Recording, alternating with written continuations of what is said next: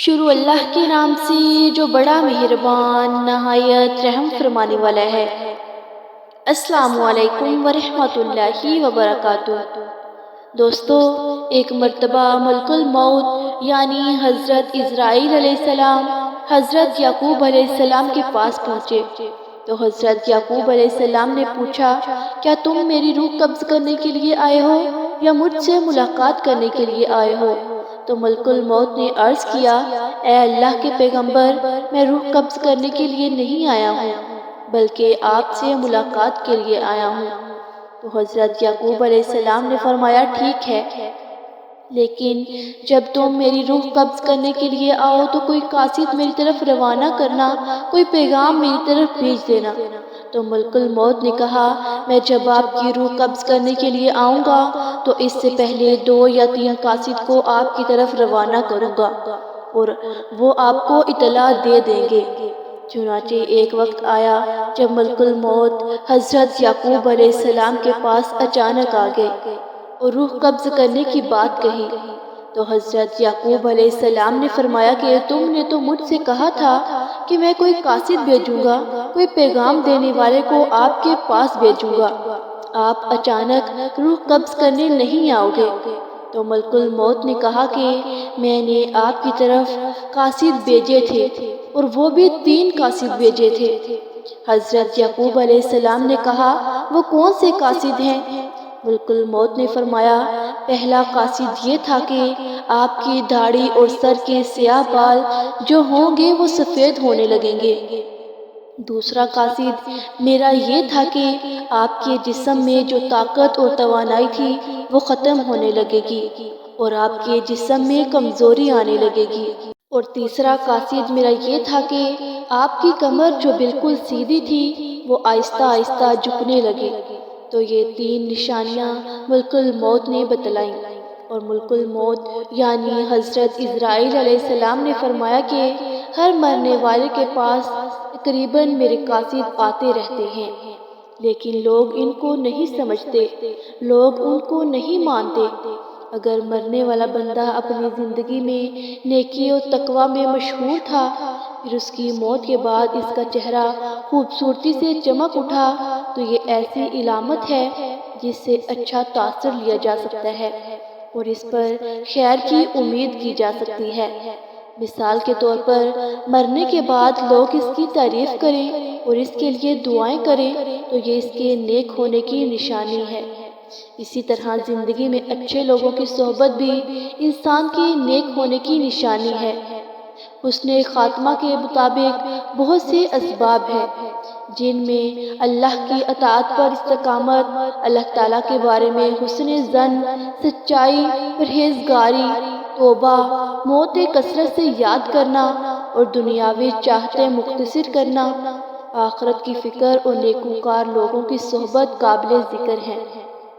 دوستو، روح جب جسم کو چھوڑنے کے لیے بالکل تیار ہو، یعنی موت سے تقریباً 24 گھنٹے پہلے، تو ہاتھوں، پاؤں، گھٹنوں کی جلد پر محسوسات ختم ہو جاتی ہیں اور ان کا رنگ بدلنا شروع ہو جاتا ہے اور یہ نیلا یا ارغوانی رنگ اختیار کرنا شروع کر دیتا ہے۔ یہ نشانی واضح نشانی ہے جس میں سانس اکھڑنا شروع ہوتا ہے اور بے ترتیب ہوتا چلا جاتا ہے اور دھیرے دھیرے بجھ جاتا ہے۔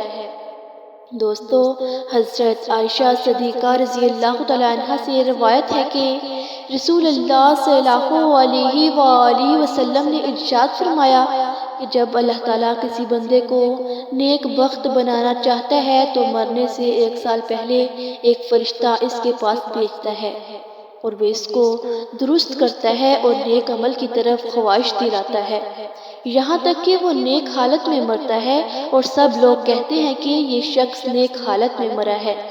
اور جب ملک الموت حاضر ہوتا ہے اس وقت اللہ تعالیٰ اس کی آخرت میں رہنے کی جگہ، یعنی وہاں کے سامان اور راحتوں کو جو اللہ پاک نے اس کے لیے مہیا کر رکھے ہیں، تیار کر رکھے ہیں، اس کو دکھا دیتا ہے۔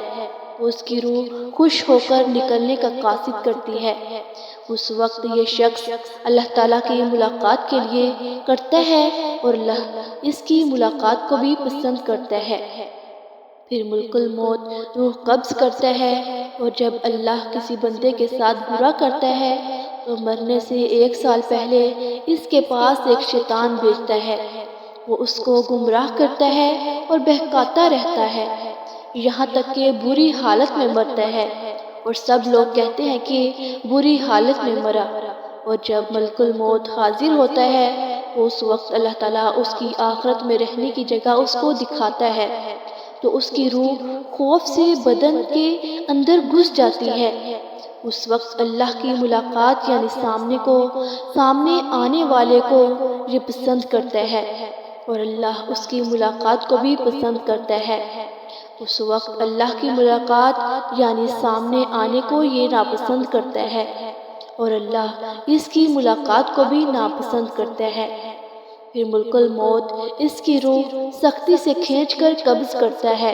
کتاب الفضا کے مصنف اس حدیث کی تشریح میں کہتے ہیں کہ ملک الموت کے بلانے پر جان اس طرح نکلتی ہے جیسے سپیرا سانپ کو اس کے سوراخ سے بلائے، اور مومن اور کافر دونوں کے جسموں سے روح نکلنے کی حالت یکساں ہوتی ہے۔ فرق صرف یہ ہے کہ مومن کی جان تو خود نکل جانا چاہتی ہے، اور کافر کی جان ہو تک آ کر جسم کے اندر واپس جانا چاہتی ہے۔ دوستو، حضرت جابر رضی اللہ تعالیٰ عنہ سے روایت ہے کہ میں نے رسول اللہ صلی اللہ علیہ وآلہ وسلم کو وفات سے 3 دن پہلے یہ کہتے سنا کہ تم میں سے جو کوئی مرے تو اس حالت میں مرے کہ وہ اللہ تعالیٰ کی نسبت اچھا گمان رکھتا ہو۔ اللہ تعالیٰ کے ساتھ اعمال صالحہ سے پیدا ہوتا ہے، بس حاصل ارشاد کا یہ ہوا کہ اعمال صالحہ کی پابندی اس قدر کرو مرتے وقت اللہ تعالیٰ کے ساتھ حسن ظن پیدا ہو جائے۔ حضرت انس رضی اللہ تعالیٰ عنہ نے فرمایا کہ رسول اللہ صلی اللہ علیہ وآلہ وسلم نے ارشاد فرمایا کہ دیکھو تم میں سے جو کوئی مرے تو اس حالت میں مرے تو وہ اللہ پاک کی نسبت اچھا گمان رکھے، کیونکہ اللہ سے اچھا گمان رکھنا جنت کی قیمت ہے، یعنی جس کو اللہ تعالیٰ سے حسن ظن پیدا ہو گیا وہ جنت میں چلا گیا۔ روایت ہے حضرت عمر رضی اللہ تعالیٰ عنہ نے فرمایا کہ رسول اللہ صلی اللہ علیہ وآلہ وسلم نے کہ جب اللہ تعالیٰ کسی بندے کو دوست رکھتا ہے اور اس کو کرتا ہے شہد جیسی خوشگوار چیز دیتے ہیں، یعنی اعمال صالحہ اور اخلاق حسنہ کی توفیق عطا فرما دیتے ہیں۔ صحابہ نے کہا کس طرح شیرین کرتا ہے؟ آپ نے فرمایا مرنے سے پہلے نیک کام کرتا ہے، یہاں تک کہ اس کے پڑوسی اس سے خوش ہو جاتے ہیں۔ حضرت سلیمان فارسی رضی اللہ تعالیٰ عنہ سے روایت ہے کہ میں نے رسول اللہ صلی اللہ علیہ وآلہ وسلم کو فرماتے سنا کہ میت کو موت کے وقت پیشانی سے اگر پسینہ آئے، آنکھ سے آنسو اور ناک کے سوراخ کشادہ ہوں تو یہ اللہ کی رحمت ہے جو اس پر نازل ہوئی ہے۔ گلے میں آواز پلٹ کر کھائی، جیسا کہ جوان اونٹ کا گلا گونڈنے سے آواز آتی ہے اور اس کا رنگ بدرنگ ہو جائے اور منہ سے جھاگ نکلے تو یہ اللہ کا عذاب ہے۔ دوستو، اللہ تعالیٰ نے عرش کے نیچے درخت پیدا کیا ہے، اس کے پتے تمام کلائک کی گنتی برابر ہیں۔ اس کا نام ہے شجاعت المنتہا۔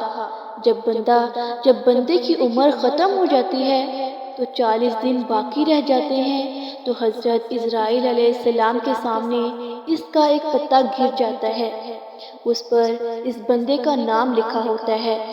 اس وقت کے تمام فرشتے اس کو مردہ کہتے ہیں، یعنی مردوں میں شامل کر لیتے ہیں، اور وہ دنیا میں 40 دن تک زندہ ہے۔ جب 40 دن پورے ہو جاتے ہیں تو ملک الموت اس کے پاس آتا ہے اور اس کے سامنے بیٹھتا ہے۔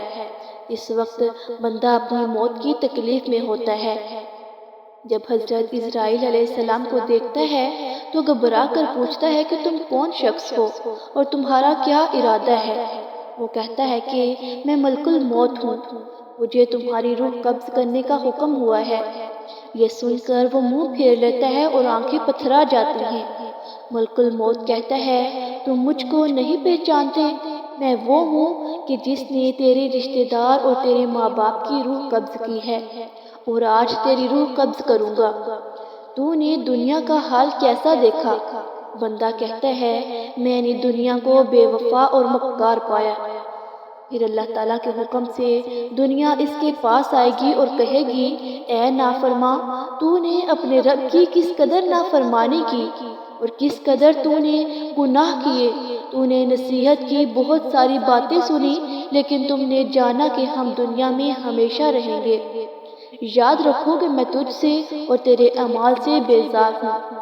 پھر اس کا اعمال اس کے سامنے آئے گا اور کہے گا اے نافرمان، تو نے ناحق طریقے سے مجھ کو حاصل کیا۔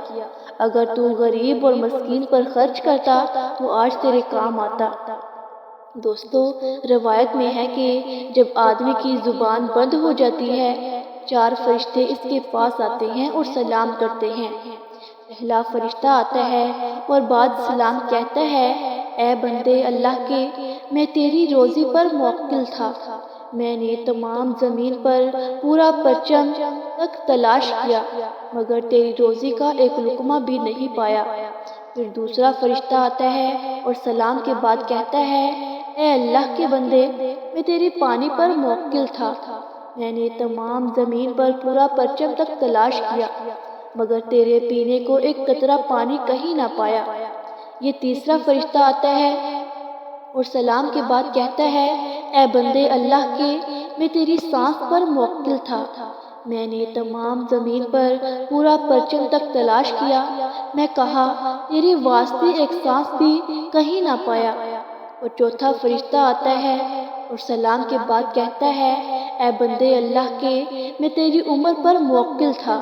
میں نے تمام زمین پر پورا پرچم تک تلاش کیا، مگر تیری عمر کا ایک حصہ بھی نہیں پایا۔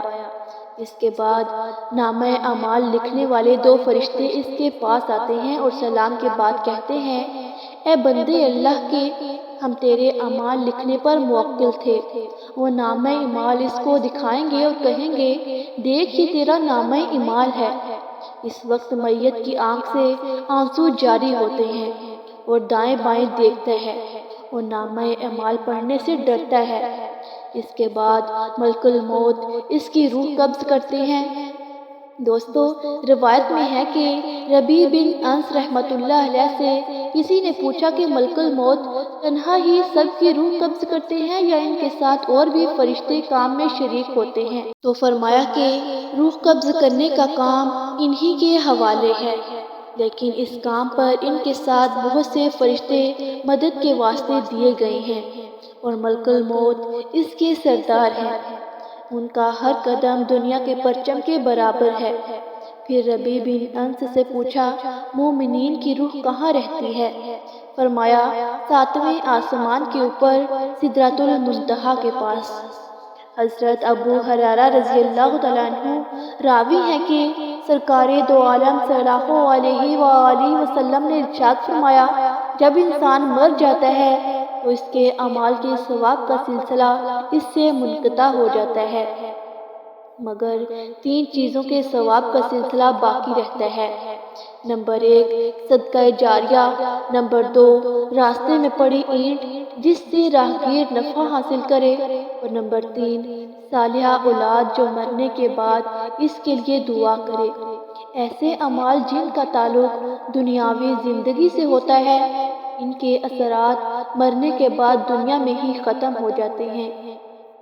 دوستو، اللہ پاک ہمیں نیک اعمال کرنے کی توفیق عطا فرمائے اور ہمارا خاتمہ ایمان پر فرمائے، آمین ثم آمین۔